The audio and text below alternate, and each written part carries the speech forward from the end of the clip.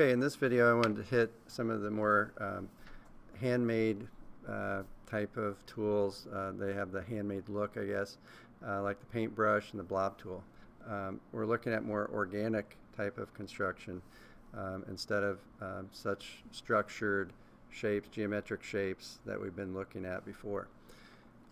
So let's take a look. I've torn off here the brush tool and the blob tool, and it usually will look like the paintbrush right over here. And then I have the warp tools that we looked at the width tool before in the line section, but I'll show you the rest of these tools in this segment. Alright, with our brush tool, I'll just show you here what a brushed looks like here. Here's our paintbrush that I chose, and I have the stroke. This is dealing with the stroke of the line, so I have to change the stroke color. So this views this as a line segment, and if you wanted to see it as a shape, you would have to, you see how the path is in the middle. If I wanted that to be an actual shape path, I would have to go to Object, Expand Appearance. Okay, so now it would be a shape, and you see how the fill is now over on this side, but I have no line. Okay, so that's how the paintbrush tool works, and it is as a line. Now, some of the options with the paintbrush tool, for one, if I use the bracket keys, here's left and right bracket on your keyboard, and I'm hitting the right bracket right now, it enlarges the brush as you go, and it's actually making a bigger brush. Now, I don't like how this works in this illustrator because it doesn't allow you to visualize what that brush size is. It does with the blob tool, but not with the paintbrush tool. Okay. What about different brushes? Well, if you go to this brush menu on the right side, it gives you a list of brushes you can choose from that's very basic. But if you go to this library button down here and open that up, it gives you a lot more choices to go from, or you can even download brushes. So let's try, let's just start at artistic, see what that looks like. So I usually drag that out like this, and then I can use the arrow keys to flip through brushes and try different ones. So let's try this calligraphic type of brush here. Let's get our brush tool, and there we go. So you can see it's very painterly, it's very organic. And I can change that brush up here. I can change the point size and how big that is up here. See, it gets a lot wider. But in the end, these all operate like lines. You notice it's the line path is in the middle of all of these strokes, and that's the way Illustrator views it, just as a line. Okay, so you can try out different default brushes that they have here. There's some cool looking brushes, even some very washed out brushes that deal with transparency. So say try those out and see how they work for you.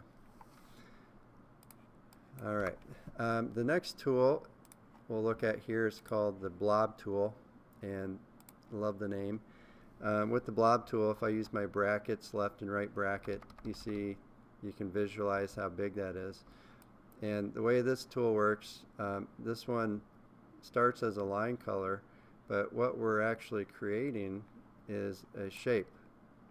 So when this is all done and I select it, you notice we're looking at a fill shape, and there's no outline stroke color unless I add one.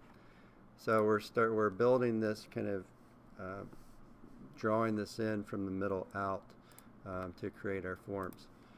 So you can choose other brushes if you like. I like the round brush, and I just build as I go. So if I wanted to draw something very organic, like a face profile or something like that, I could do that with this tool a lot easier than I could the pen tool, for instance.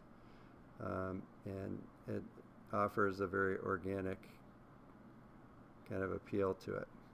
Now you can also use the eraser tool with this if you need to erase parts of it. Here's I'm starting to draw a face, but let's go back here to the eraser tool.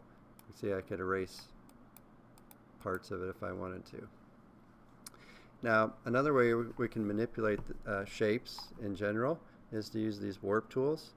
And the first one is the warp tool, and you see I can push or pull like clay, and it just moves that shape. It's very organic. If you want to change the size of the brush, double click on the tool and you can adjust the brush size like this, and how much detail and simplicity each brush stroke adds. You can change all those. Another thing I tend to look at is the intensity. If I want it to go very slowly in how it changes, you can bring the intensity down. If you want it to go very quick, you can bring that up. Next one is the twirl tool. Hold this on the outside edge near a line, and it pulls whatever piece of that and kind of twirls it up. And if you want that to twirl very slow, you can change the intensity, make that go very slow. Actually, that was the twirl rate. You can adjust right there at the bottom. That's a new adjustment. Next one is pucker tool. This kind of pulls to the middle point. So if you want to drag something out, you could do that, or you can pull things together with that. And again, you can adjust it to go very slow if you want to. Bloat tool bloats it out, kind of pushes from the inside out. Then we have the scallop tool, which pulls kind of little hairs up if you want an instant hairdo. Crystallized tool, and the wrinkle tool, which is kind of on the edge, kind of wrinkles it up. So these are quick ways, and all of these are very organic ways to manipulate shapes. It's very free form. All right, so that's a little bit about brushes and blob tool and the warp tool, so hope that helps. Go test this out on your shape artboard, and that one has a lot going on, but you can add this into how you build your robot. So good luck.